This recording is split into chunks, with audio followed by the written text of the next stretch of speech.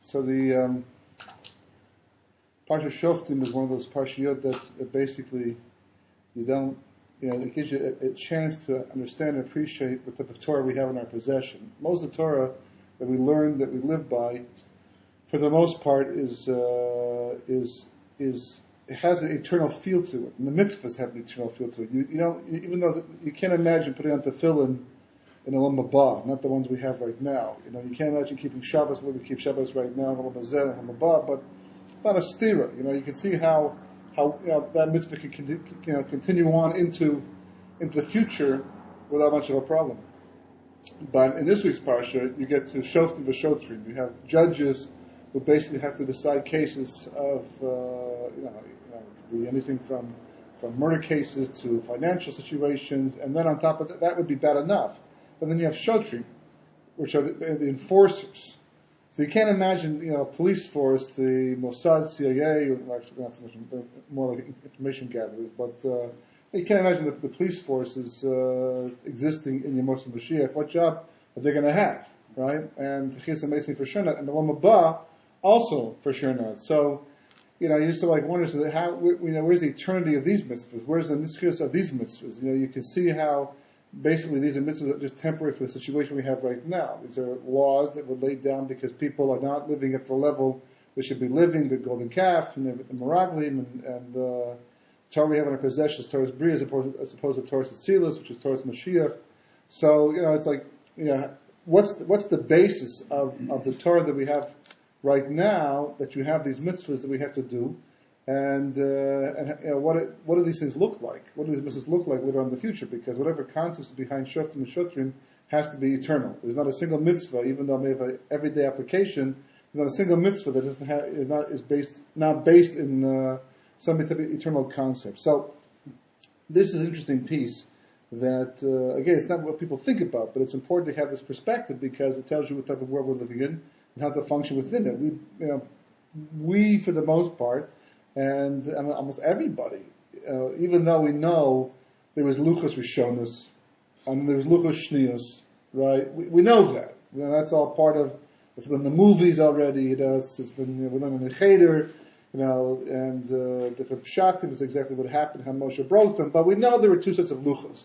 What's the fundamental difference? Well, the first set of Luchas were not only written by Kodesh Baruch Hu, but they were carved up by Kodesh Baruch Hu, and therefore were a lot cheaper. I'm just kidding. But the second set, because there was no labor, no unions, nothing to deal with basically at that point in time, no side benefits.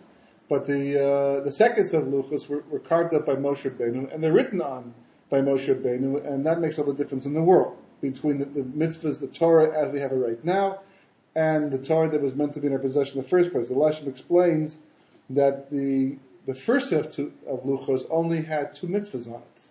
Even though we talk about the Aseret Dibros, but the two mitzvahs were Anochi Hashem Elokecha, right? And the second one was Lo Elohim Acherim. And basically, so translate them. I am Lord your God, who took you out of Mitzrayim, right? To be my, your Meshubah to me. And the second one is that there can't be any other gods besides me.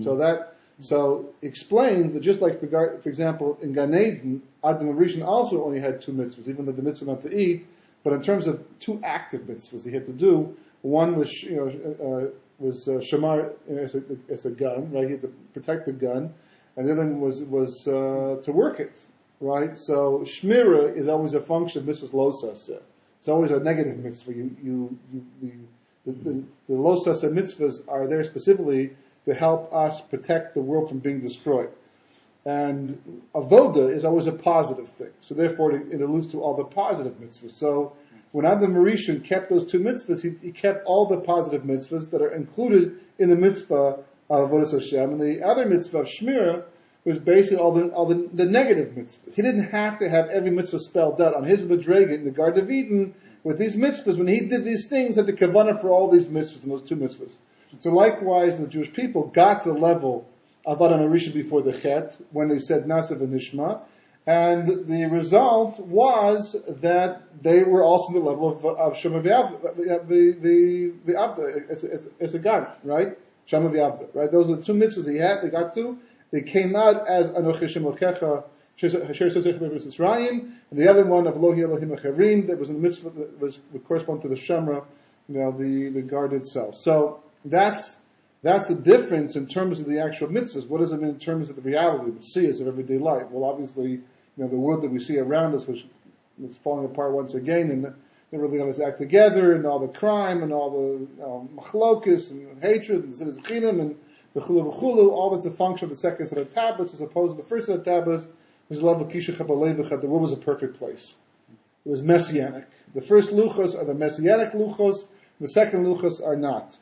They're the world of everyday life we live in right now. So the Leshem says, V'yachar kol Devarim halalu. After all these things that we just spoke about previously, right? Yuvan lanu od inyan echad ne'alam. Right? We've got to understand another, pretty hidden matter. Mashu nishchavtu b'zeh kama kadoshi elyon. Right? That many holy commentators basically tried to deal with, explain, and understand. U'mashu lo nizkar b'torah mefurash me'uma mikol inay dimos Mashiach v'chai l'mabah. Right? The Torah. Yeah, everyone knows. It's like Cheder 101. And it's like Kita Aleph. We talk about Olam Haba. Well, not so much Techis, amazing, but Olam Haba and Yemos Mashiach. Mashiach is going to come, and this is not the perfect world. And that's the kivun. We're all thinking to ourselves Olam Haba somewhere in the back of our mind, hopefully in the front of our mind. The whole Torah comes down to that. As the Ramchal points out, this is we're just passing through over here. This world is to perfect ourselves, to become like a Kodesh Baruch Hu, for the sake of being Nena from Ziva Shechina forever and ever and ever from in Olam Haba. That's what we live for. So it's an amazing thing that there's no mention whatsoever in the Torah that we have of Olam Haba, and that's why it's such a tough sell. Someone's becoming Choser B'Tshuvah. You try to explain to him that we're all going through what the come. He says, "How do you know? What do you open up?" So you open up a sefer, a Hashkafa sefer, the Ramchal, the Gra speaks about it, and the Kabbalah speak about that, but the Torah is the basis of our entire religion. It's our entire das, right? It's basically what we're building ourselves upon. So it should be there. It's like going to college, and they never tell you which degree you're going to get, if you'll get a degree at all. And you ask all the people, the leaders and the Menahelim and all the teachers, how do you know that there's some kind of degree at the end of all this? It says it's a Masorah, it's a tradition, right? You're putting all this time into college courses you don't want to sit through and have to go through, but it's part of the process to become a lawyer, a doctor, a professional, whatever the case may be. And somehow there's a shmua that's been passed down from generation to generation. If you go to Yale, you go to Harvard or Columbia, or wherever the case may be. I'm from Canada, I don't know the colleges, right? Those are the most famous ones, right? So somehow you... McGill. Western, Waterloo.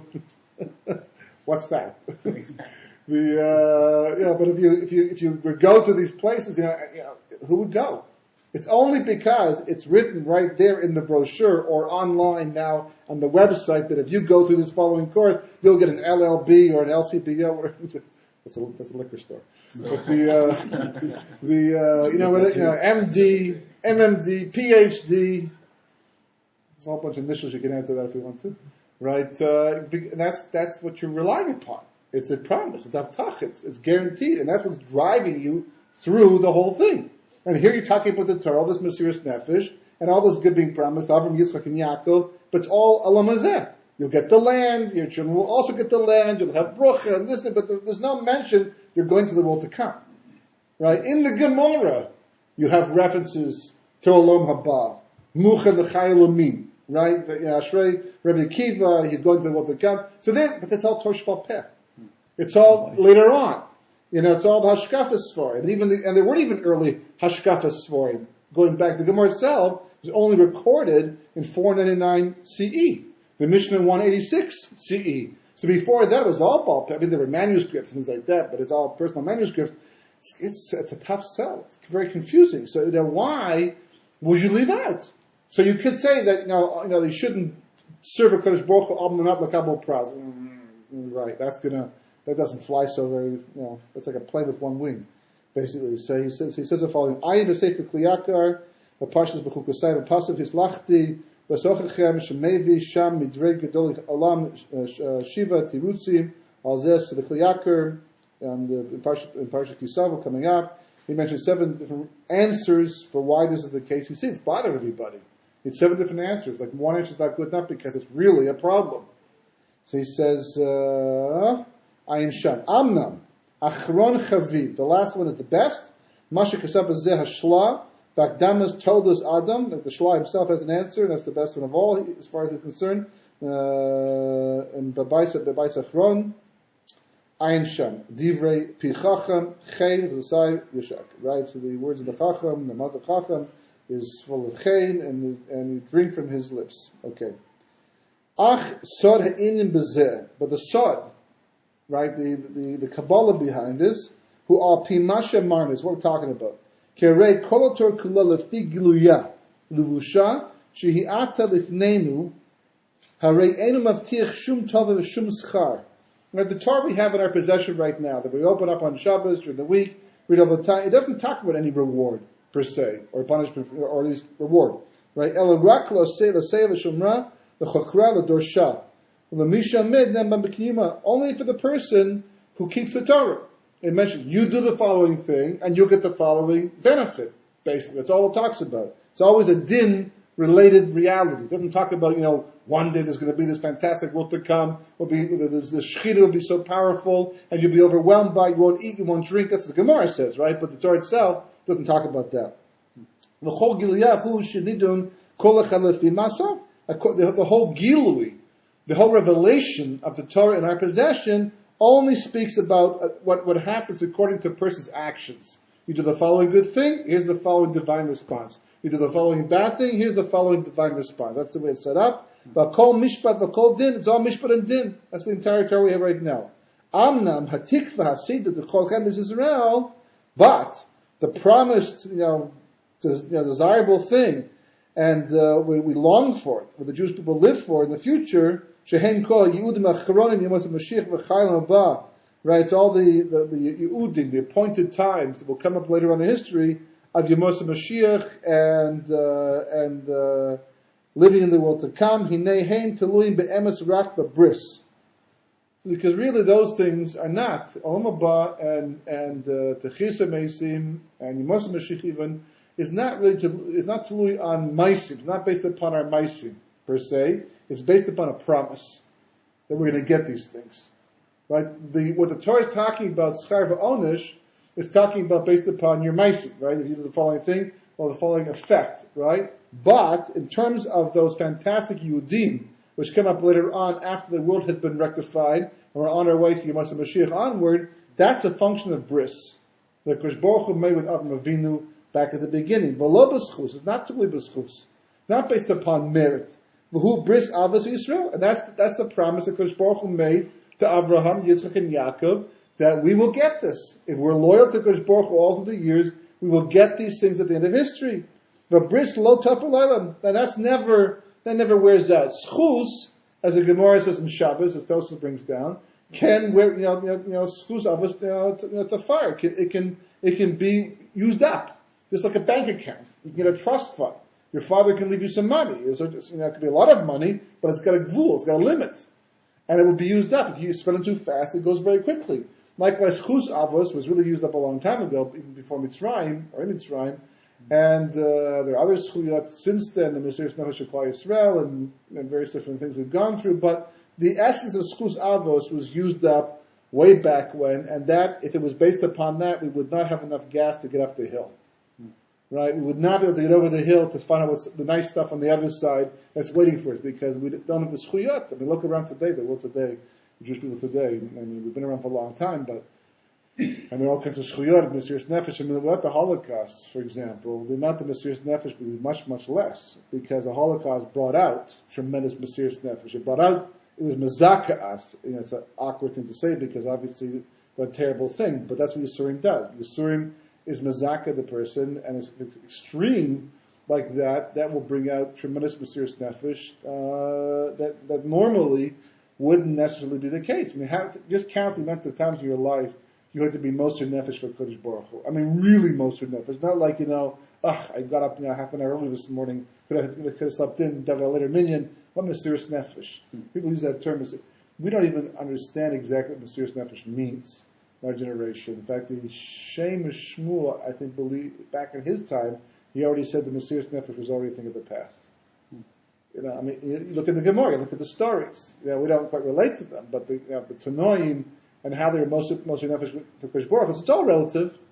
Right? It's all relative. It's all based upon the generation, what the generation is capable of. Kosh Baruch Hu is Machshiv, our Mesiras Nefesh was really Mesiras Nefesh for us, even though compared to the previous generations, it wasn't the same thing. Rabbi Yaakov Weinberg was once speaking to us and tried to help us understand how spoiled the generation was. And he was basically telling us that when he was in Yeshiva, there's no such thing as carpet, no such thing as air conditioners, no such thing as fancy libraries, basically.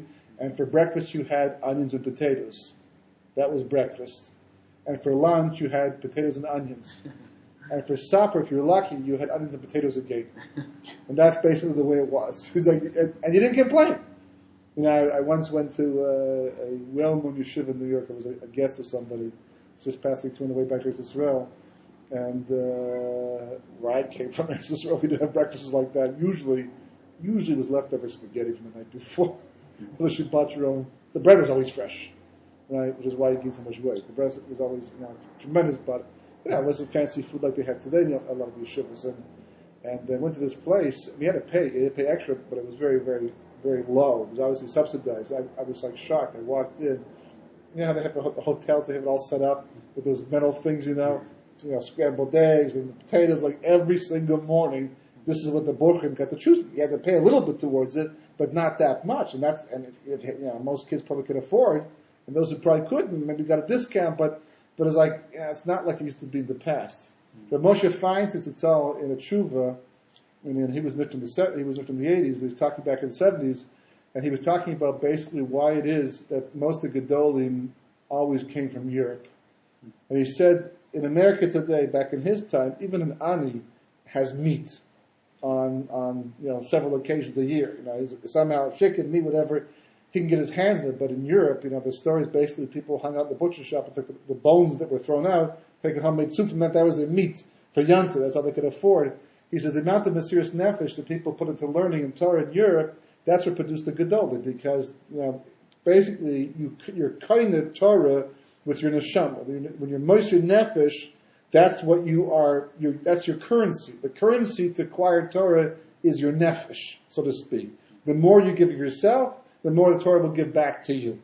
So you can learn all you want, right? You can go through Shas several times, and it won't make that much of a difference. Versus some, in fact, this is the pshat on the Gemara. The Gemara is talking about the Chassidim Rishonim, not the Chassidim from Poland and down here, right? But the ones from the time of Tanoim, the Mishnah, before there was this break of groups, talking about basically the pious people of that generation. And the famous Mishnah, and the Gemara that follows, that the Chassidim Rishonim used to daven for an hour for Shachris, Mincha Mariv, right? But they took an hour before Shachris to daven, they prepared themselves, an hour after to come down again, and then an hour before Mincha, and altogether about 9 hours of davening, 9 hours of davening or davening related matters. Mm-hmm. That's, 9 hours out of your day, plus, I don't know if I'm going to say slap, probably not that much, but it doesn't leave much time for learning or working. So the Gemara asks the obvious question. What happened to their learning, and what happened to their parnasa? The Gemara only answers it was nishmar. It was nishmar. Mm-hmm. Well, that's the way the Gemara leaves it. Sorry, you have to understand, what does that mean? Nishmar. What does it mean? What does that translate? It means like it was protected. It was like somehow, there was a special siyata d'shmaya. But what it comes down to, it means basically that they could accomplish in a much less amount of time what the average person who was not pouring their kishkutz into tefillah would accomplish over many hours. And that's what the Shema is basically saying. That if you will listen to my mitzvahs and do my you'll get all these things, I'll give it to you. The Rambam in Parashat Mishnayos writes that the Shema means if you take care of the ruchnias, I'll take care of the gashmis. That's what Kosh Baruch Hu tells Klal Yisrael. If you're focused on the ruchnias, I'll help you in the ruchnias and the gashmis together. But if you're going to get involved in the gashmis, then you can't expect yourself to get the kind of bruch. You might be successful, but you'll have to work for it, and work pretty hard at the same time. It won't be nishmar. Whatever you get, you'll earn a little share to the shmai, but not as much as a person who's putting all the koiches into tefillah. That's why it's like, people, not to be judgmental, but before you race through davening and learn, to get back to your Gemara, or during Chazor Tzashatz, which is the halacha, basically is not to do it, you have to learn at that time. But the more respect you show to tefillah, even though learning is extremely important, it's the essence of who we are, but there are gvulot. As the Gemara says in Brochas, tefillah is one of those things that stand at the heights of the world, but people walk all over. They don't appreciate it. Those who appreciate it, really appreciate it. Those who don't, really don't. There's very little middle ground in between.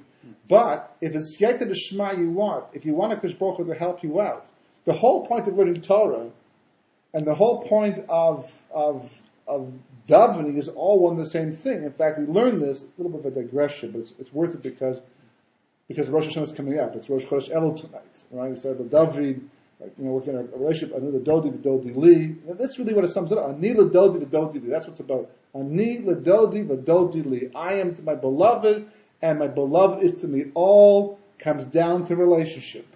It's all about that. So Avraham is talking to Kodesh Baruch Hu in Parshas Vayera, right? And Kodesh Baruch Hu is talking to Avraham. And he has bris milah 3 days after bris milah. Kodesh Baruch Hu is mavaker him as a Bikur Cholim, paying a visit. And Avraham, in the midst of this conversation, Kodesh Baruch Hu sees that Avraham cannot be pacified. He has to. His refuah is to have guests, even in spite of his pain. So Kodesh Baruch Hu brings the 3 Arabs along, and Avraham runs to them in the middle of the conversation. Doesn't even put Kodesh Baruch Hu on hold. Doesn't press the hold button.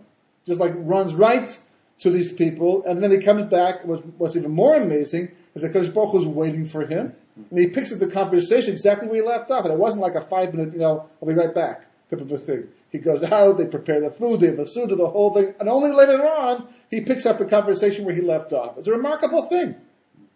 So either Kodesh Baruch Hu has tremendous patience, which obviously he does, right? Or the conversation never ended.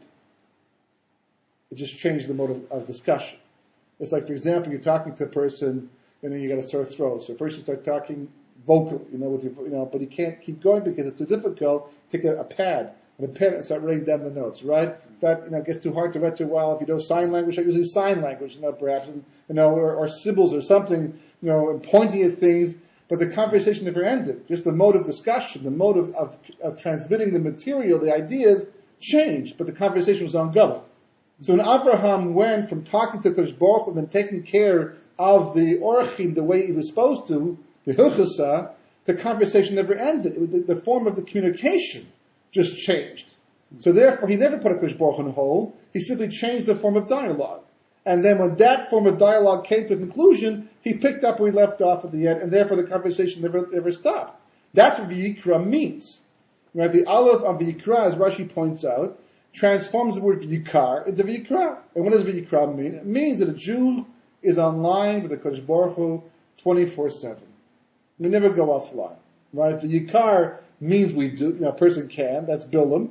Right? It's happenstance, it's like random, it's not a controllable thing. Kodesh Baruch Hu will talk to you when he wants it. Yikra means that a Kodesh Baruch Hu wants to have an ongoing dialogue with a person, but he appreciates, even when you go to sleep at nighttime. That's why you make all, brachas before you go to bed and brachas when you wake up, that you didn't stop talking to Kodesh Baruch Hu if you slept the proper way. What do you mean the proper way? It means like you prepared yourself for sleep, and Rizal used to tell his Talmidim, before they went to bed, he said, look at their forehead and tell them the pasuk they would be learning that night in the basement of Shalamala, so they could prepare it before they went up there, to be familiar with it, and that way they would take advantage of the opportunity when Shemaim, when they came back the next morning, they were ahead of the game already. They advanced their appreciation and understanding.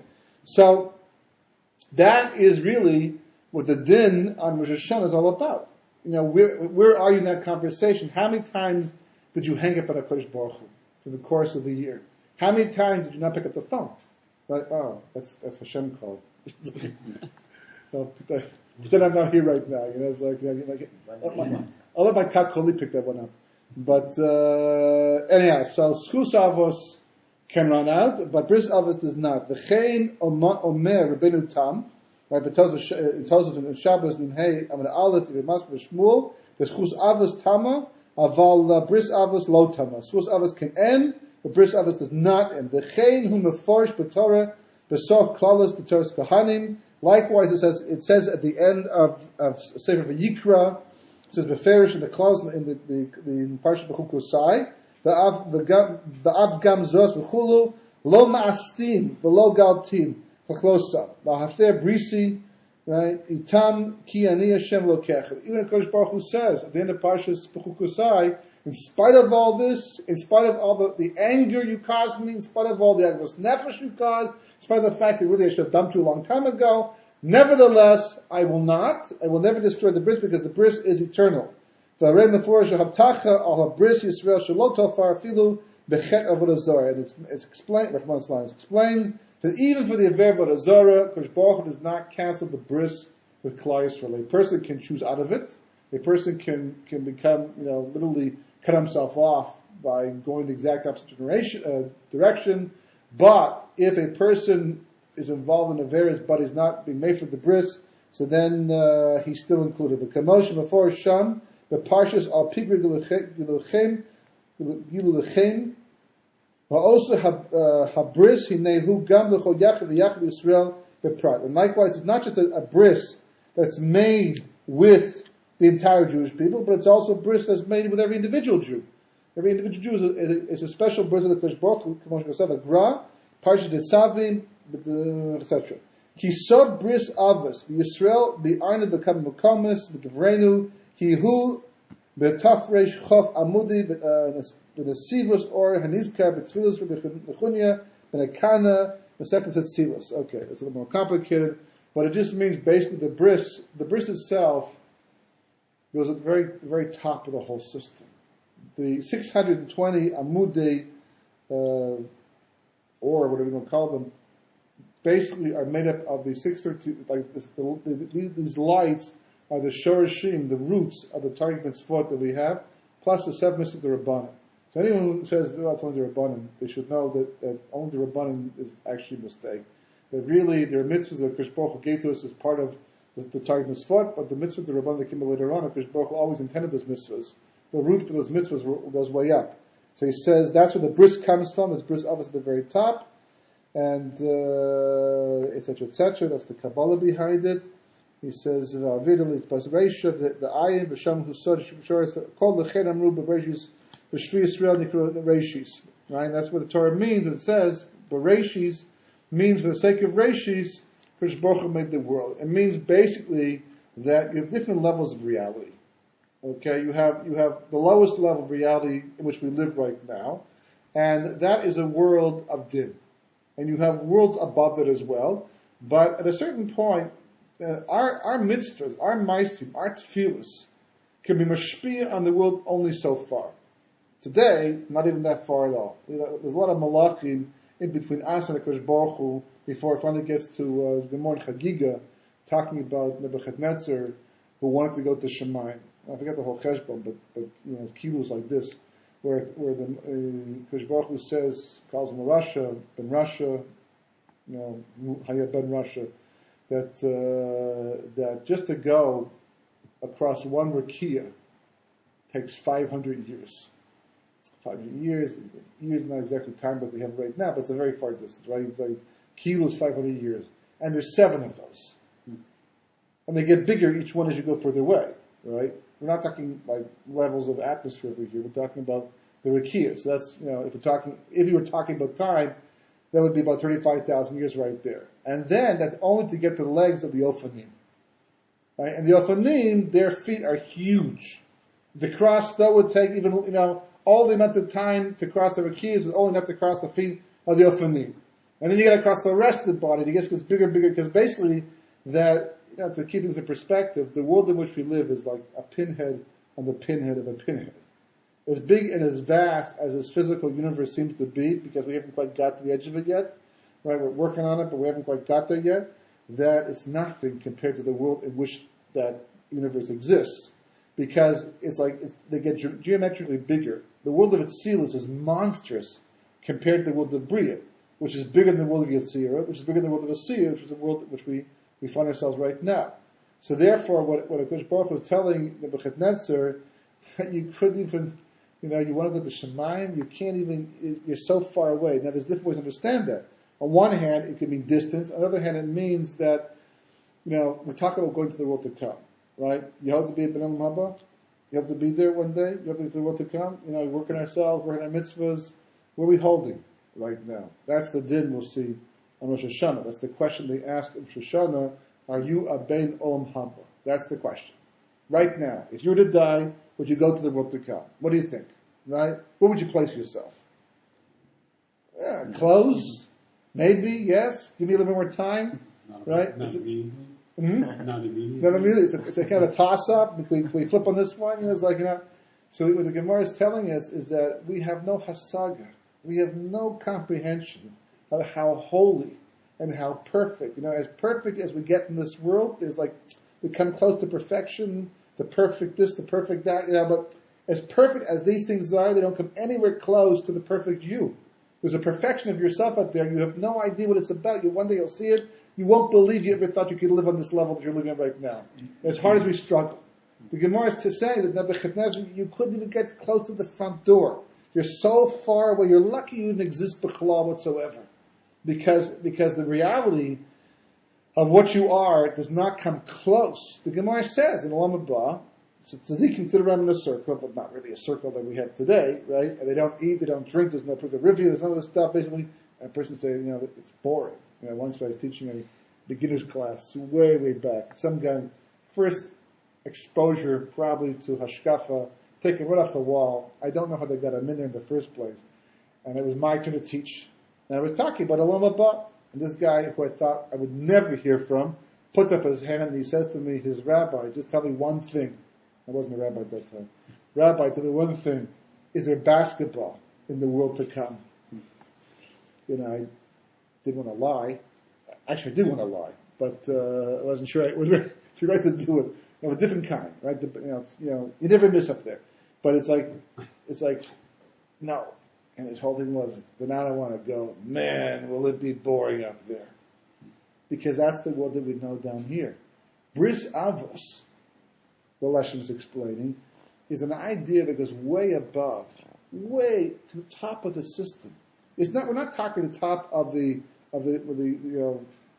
Sears Tower.